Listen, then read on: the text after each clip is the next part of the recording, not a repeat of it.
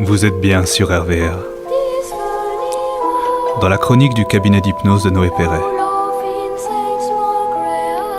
Présenté par Noé Perret. Hypnopraticien et formateur en hypnose. Sur Roanne et Lyon. Aujourd'hui, nous allons consacrer la chronique à vous faire comprendre l'utilité des submodalités en hypnose. Les submodalités sont des informations dont nous disposons pour nous souvenir et ressentir quelque chose.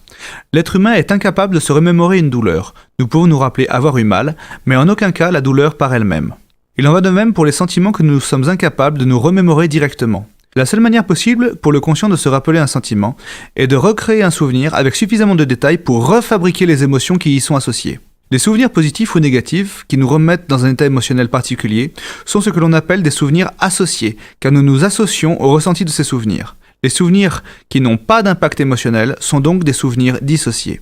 Par exemple, si vous vous rappelez qu'une fois, vous avez vu un paysage tellement beau qui vous a coupé le souffle, vous vous rappelez le jeu des couleurs face à vous, la luminosité, le bruit du vent, des vagues ou encore des animaux. Vous avez peut-être également en tête les odeurs et les goûts pour le souvenir d'un repas, et encore bien d'autres détails encore.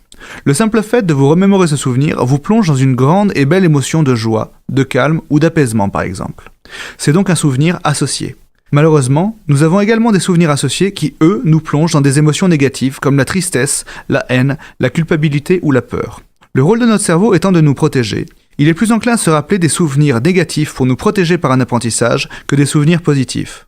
Les informations qui composent les souvenirs associés sont donc les submodalités. Une personne peut venir voir un hypnopraticien pour qu'il puisse, grâce à l'hypnose, modifier les submodalités d'un souvenir qui obsède cette personne. Par la suite, celle-ci ne sera plus du tout impactée par ce souvenir, au contraire, s'en rappellera bien mieux qu'avant, si c'est l'objectif. L'hypnopraticien lui montrera également, le plus souvent, comment modifier tout seul ses autres souvenirs s'il le désire. Avec les submodalités, un hypnopraticien peut également modifier ou supprimer des douleurs en changeant leurs propriétés. C'est une pratique que beaucoup de parents utilisent sur leurs enfants de manière instinctive, en lui disant « Tu vois le bobo ? Tu le mets dans ta main, tu le portes vers ta bouche et tu souffles dessus pour qu'il s'envole comme un papillon. » C'est également le principe du bisou magique. Bien entendu, un hypnopraticien le fait de manière plus complexe, mais cela vous donne une idée du principe.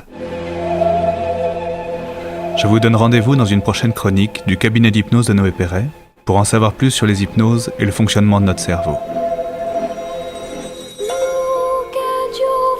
Cette chronique vous a été présentée par Noé Perret, hypnopraticien et formateur en hypnose,